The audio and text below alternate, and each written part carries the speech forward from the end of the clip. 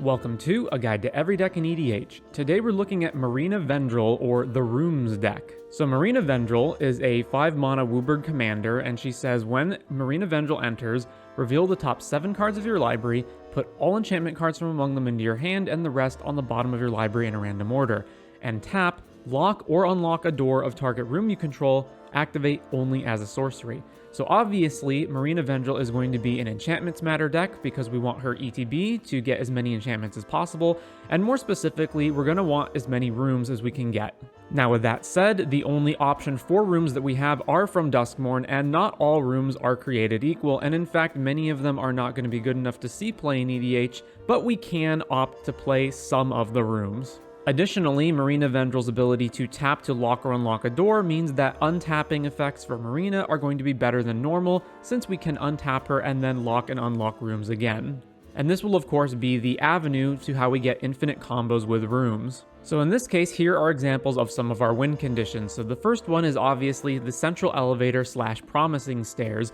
With Promising Stairs on our upkeep, if we have 8 unlocked rooms, which means if we have at least 4 room cards and all 8 rooms on those cards are unlocked on the upkeep, we can win the game. We then further have, of course, the Dramatic Scepter combo, Isochron Scepter plus Dramatic Reversal, as long as we have at least 2 Mana Rocks, or Mana Rocks that produce a total of 2 mana, we can activate the Isochron Scepter with an imprinted Dramatic Reversal to infinitely untap.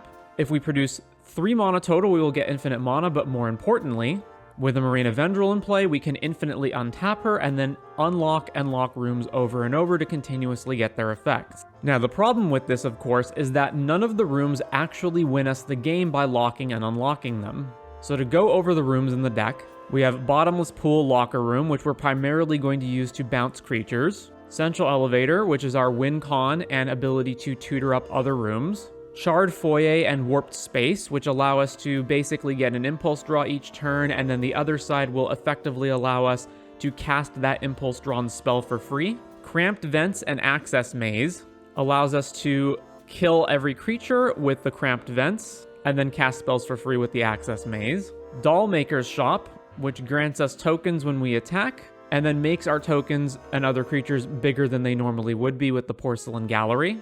Greenhouse and Rickety Gazebo. Greenhouse allows us to basically have the Chromatic Lantern effect and color fix all of our lands. And then the other side allows us to get permanents back. If we combine this with an infinite Marina tap and untap, we can mill our entire deck and get all of the permanents into our hand. So this is one way that we can use infinite rooms to go through our entire deck and win the game.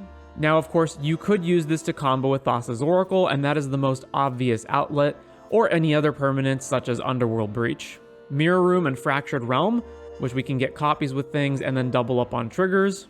Restricted Office and Lecture Hall, which we can use to destroy bigger power creatures or grant our permanents hexproof. It is a little awkward, of course, that Restricted Office will kill Marina, so you do have to sequence them correctly.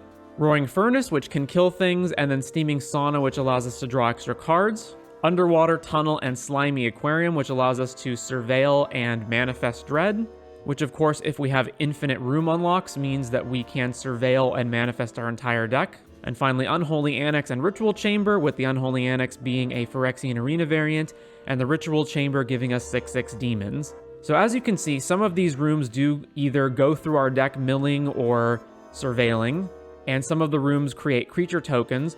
So the obvious wins are going to be, again, either Thassa's Oracle lines, Breach lines, or putting infinite creatures into play and then granting them haste, which we can do if we play a card like Mass Hysteria as an example. Now, returning to the combos, the last thing we have is Ghostly Dancers and Intruder Alarm. So with Ghostly Dancers, this of course works with our room theme, allowing us to resurrect enchantments, or simply making 3/1s whenever we cast enchantments or unlock rooms. So if you have Ghostly Dancers plus Intruder Alarm plus Marina, what will happen is that when you unlock a room, the Ghostly Dancers will trigger to put a 3/1 into play, the 3/1 will trigger the Intruder Alarm, and this will untap Marina. And then we can unlock all of our rooms. So with the combos and win conditions out of the way, let's go through and find all of the cards by category. So we'll skip the rooms since we've been over them already, unless they're relevant to something else we're discussing.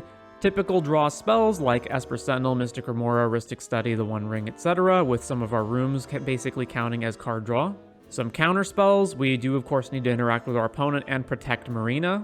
Haste granting cards, with the most notable one being Concordant Crossroads, so that we can haste a team of infinite tokens. Marina is of course also much better when we can give her haste and immediately use the ability, so cards like Thousand Year Elixir, Greaves, etc., and Greaves of course doubles as protection. Pretty straightforward lands. We do have a little bit more lands than usual because we are trying to cast both Marina, which is a 5 mana creature, and a bunch of rooms, and the rooms generally have a lot of mana sinks and are typically pretty expensive.